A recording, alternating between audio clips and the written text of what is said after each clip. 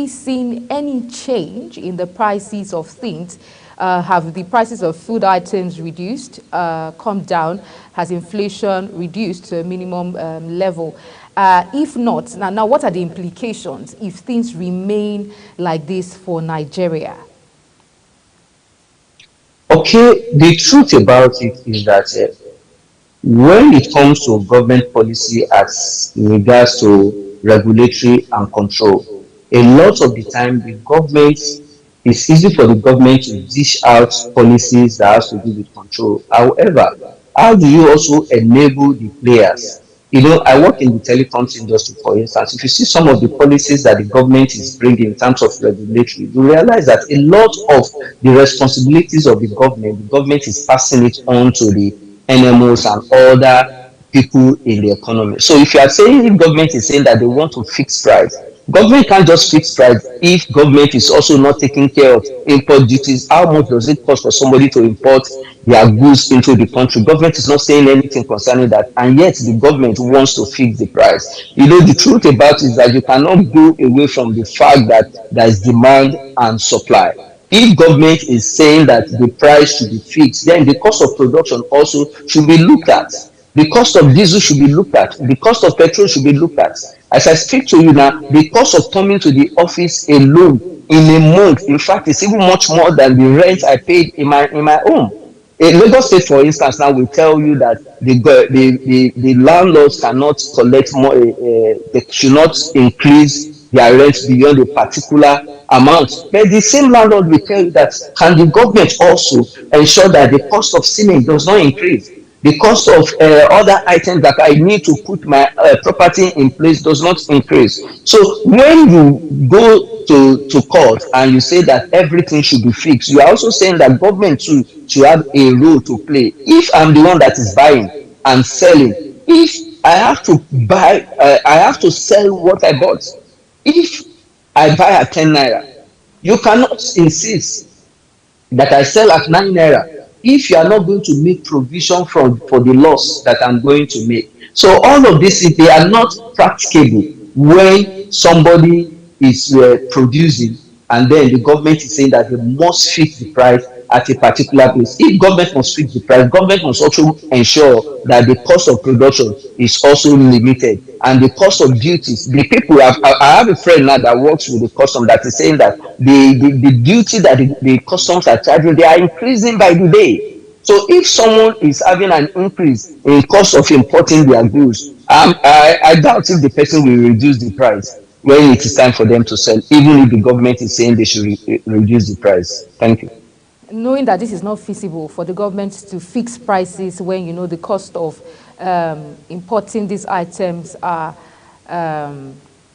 enormous. Now, what policies do you suggest? Now, we're looking at solutions as to how the government can alleviate this hardship as regards price control. What can the government do to, you know, see that there's ease in doing business and then there's ease, especially for Nigerians? Okay, in my own personal opinion, I feel there's a lot of insincerity with the government. If the government is sincere about governance, if the government is sincere about making the life of the people more livable, making the environment livable for the people, then the government should be very, very sincere. And once the government is sincere, is that if you want to fix price, all you need to do is that you need to also come to the table with all the players in the industry. You come for the petroleum industry, you come to terms. If you see some of the people who work in the petroleum industry, they will tell you that the government is saying this, and then behind the scene, the government is doing something different. So once government has come out with a policy, I'm not saying the government does not have policies that they can put in place. However, the government has to be sincere with their policy by making sure that all the players in any industry, they come to terms with them. Everybody sits at the table, and the government is realistic about what is happening. Then there can be interventions from the government. A lot of the interventions that the government is coming, you'll be surprised that at the end of the day, they don't get to the people that those interventions are supposed to get through to. We've had cases of government saying that they are giving money to household. I have not seen any money from government in my household, and a lot of the people I know, I have not seen any single person that said that this is what they have received from the government. So where did all the money go? So it is, for me, it is insincerity in the part of the government as far as I'm concerned. If the government is sincere, the people will believe the government more, and then the people can also, because they now believe the government, the people can now be patient with the government. But as it is, because the people do not believe the government, the people are not ready even to come to terms with what government is saying in terms of the people being patient and all the rest. So government has to be very, very clear. Anybody in any industry that you want to tackle, you have to bring to table all the major key stakeholder in that industry, bring them to the table and have discussions with them, and then you can have a joint policy document that you can now begin to implement, that will affect the people. In that instance, if you do that, then the player in the industry will not say that they are not part of it, and because they are part of it, they will be bound to work with whatever government is coming up with for the betterment of the people. Many thanks. Hopefully the government gets to implement these policies and bridge the gap between leadership and then the people of Nigeria.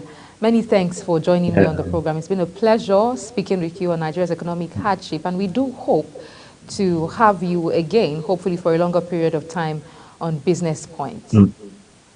Thank you so much. I'm very grateful for this invitation, and thanks to your viewers. Thank you. You are doing a very good job. Thank you. We've been speaking with Otitoju Ishola, who is a development expert and a sales expert as well. We'll take a short break, and when we come back, we'll have our second guest who will speak further on Nigeria's economic challenges. Please stay with us.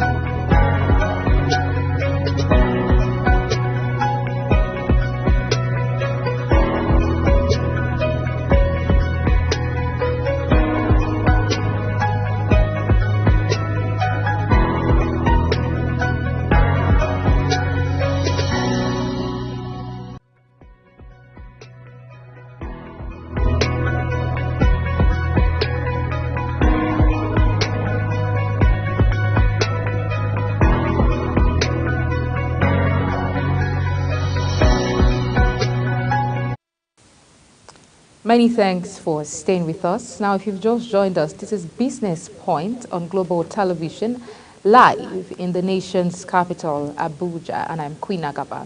And just before the break, we were speaking with Otito Ishola, who is a business development expert and a sales expert, as an economic analyst. And he has highlighted various challenges in the country, spoken extensively about Nigeria's economic hardship and how government can bridge the gap between leadership and the grassroots. Very quickly, we'll also be joined by another guest who will speak further about Nigeria's economic challenges and prefer possible solutions and policies that government and relevant agencies can look into as to alleviate this hardship in Nigeria. I'm joined by Benga George, who is the political head, political desk, African Civil Society Forum. Many thanks for joining me on the program, Mr. Benga George. Okay, so while we wait for Benga George to join us, let us look at Nigeria's economic reality, which is characterized by a combination of strengths and challenges. We know that on one hand, Nigeria is blessed with abundant natural resources, particularly oil, which has historically been the main driver of our economy. As a result, Nigeria is considered one of Africa's largest economies and has the potential for substantial growth, economic growth. However, Nigeria also faces several economic challenges. Nigerian citizens face high levels of unemployment and underemployment, despite our population being a source of potential labor and economic productivity. Job creation has not kept pace for the growing workforce. Income inequality is prevalent in Nigeria, with a significant portion of the population living below the poverty line. Now, this disparity in wealth distribution exacerbates social and economic challenges, limiting access to education, healthcare, and other essential services for many Nigerians. Inflation remains a persistent concern, with the cost of goods and services increasing at a relatively high rate. This has also eroded the purchasing power of many Nigerians, and it makes it more difficult for people to afford basic necessities. Now I'm joined by my second guest, Olubenga George.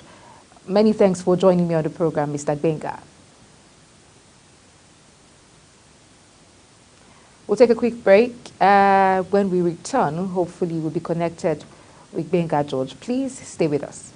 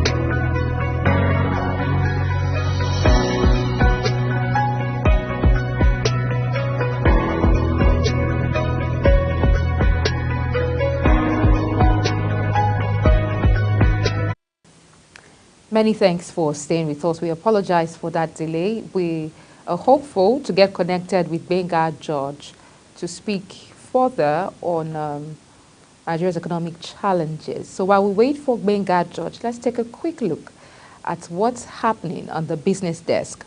Now, power distribution companies overbilled about 7.1 unmetered electricity consumers between January and September 2023. An analysis of the latest monthly number of overbilled customers have showed in the various regulatory interventions and non-compliance with the order for capping of estimated billing to unmetered customers. It was established that the power distributors raked over 105 billion naira as a result of overbilling. Figures computed indicated that Yola Disco overbilled about 42,907 customers to the tune of 541.9 million naira during the review period, while Abuja Disco overbilled 1,823,218 customers by 17.9 billion naira. Benin Disco overbilled 754,849 customers, underestimated billing by 10.5 billion naira, as Enugu Disco overbilled a total of 1,011,402 customers to the tune of 11.9 billion naira during the 9-month period.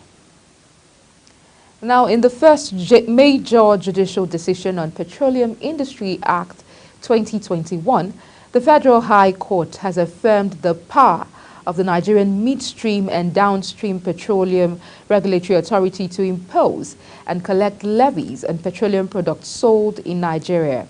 In an action filed by IHS Nigeria Limited and INT Towers Limited against NMDPRA, the plaintiffs argued that they were not liable to pay statutory 0.5% levies for the Authority Fund and the Midstream and Downstream Gas Infrastructure Fund on petroleum products they import.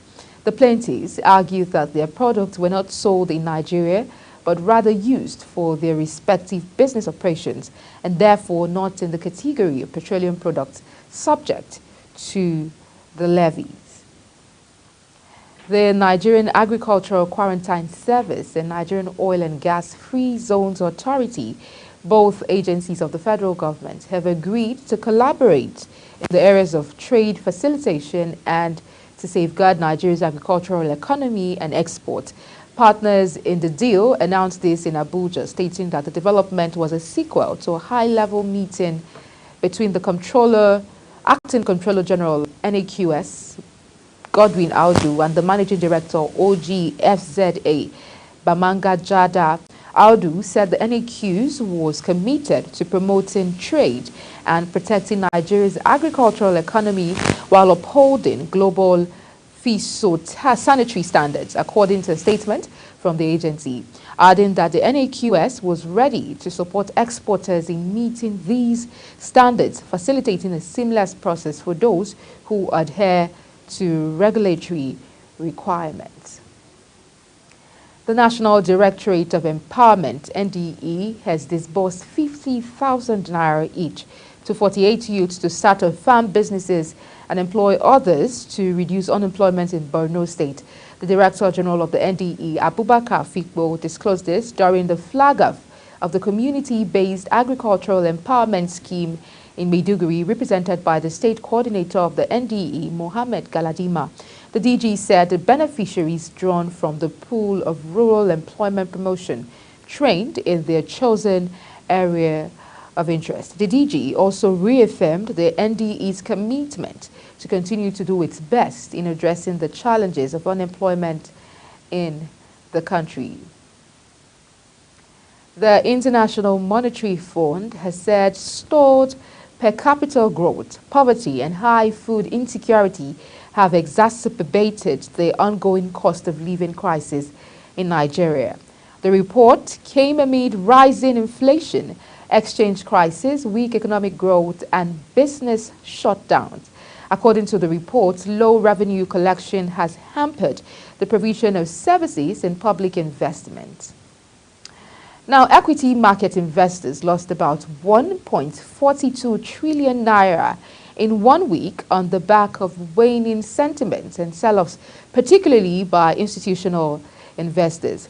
And the special advisor of Kebbi State Governor on Infrastructure, Abubakar Gari, has said the resumption of commercial flights to the state capital would in no small measure improve economic activities of the people. The advisor stated this at the Ahmadu Bello International Airport, Benin Kebbi, shortly after the flight carrying 69 passengers shot down the first after such activities were suspended several years ago. He said the resumption of the flight was also beneficial to the people of the state in terms of security and expenses, because passengers initially coming from Lagos and Abuja would have to land in Sokoto and drive to Kebbi. Now, foreign exchange inflows into the Nigerian Autonomous Foreign Exchange Market, NAFEM, surged by 66.7% last week to $2.2 billion after banks complied with the new directives of the Central Bank of Nigeria.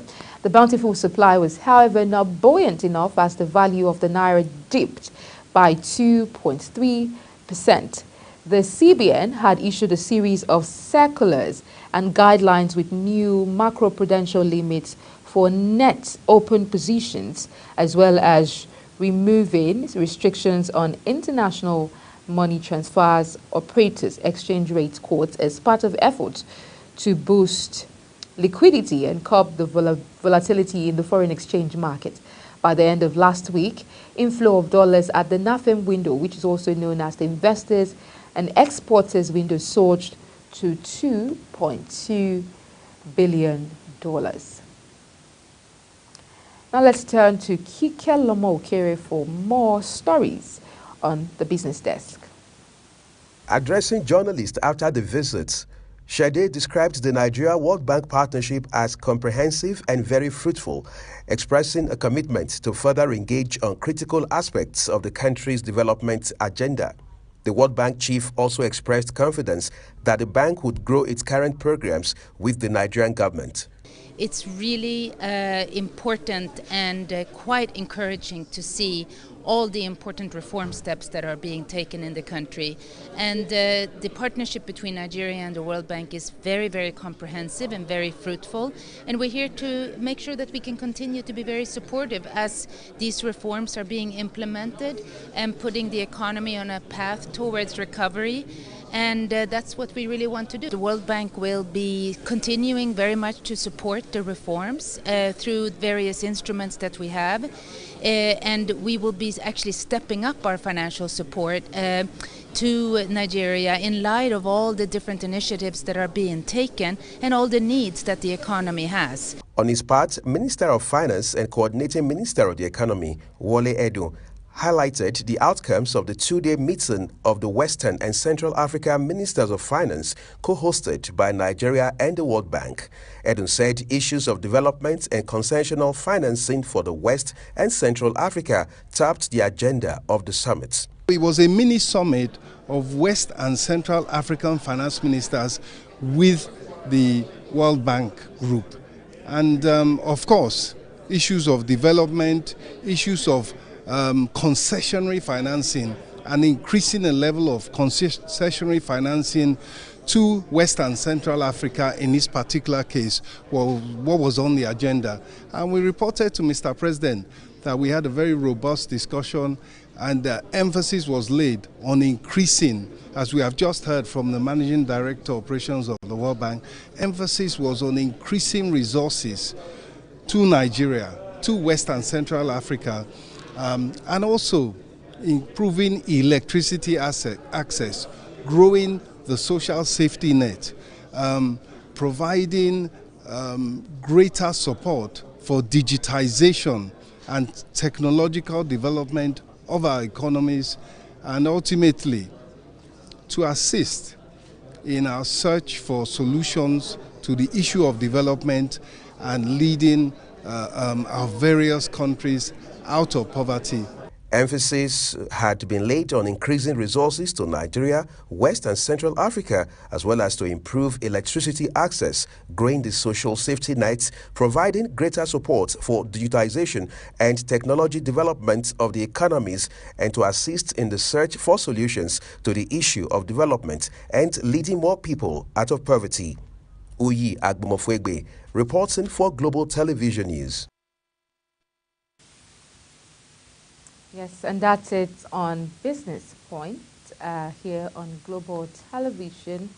Fortunately, we weren't able to connect with our second guest, who we're hoping will talk more on Nigeria's economic challenges. But hopefully, we get to bring him in tomorrow to speak extensively on the challenges we face in the country. That's where we'll draw the curtains on Business Point. Many thanks for staying with us. And don't forget, we're on Star Times, channel 276. Kindly follow us on all social media platforms using @Global TV NG. Another handle is now showing on your screen. I am Queen Agaba. Many thanks for watching and see you again.